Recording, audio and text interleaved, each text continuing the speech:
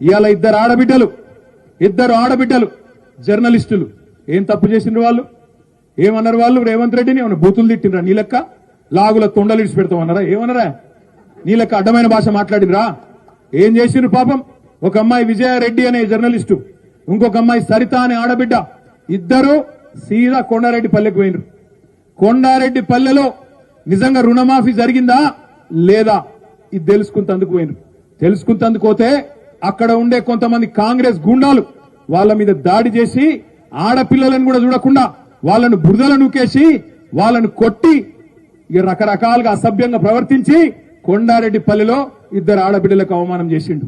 నేను అందుకే అడుగుతా ఉన్నా, ముఖ్యమంత్రి నీకు నిజంగా చిత్తశుద్ధి ఉంటే రేవంత్ రెడ్డి ఎందుకు భయపడుతున్నావు? విలేకరులు వాస్తవాలు బయట పెడితే ఎందుకు భయమైతున్నది?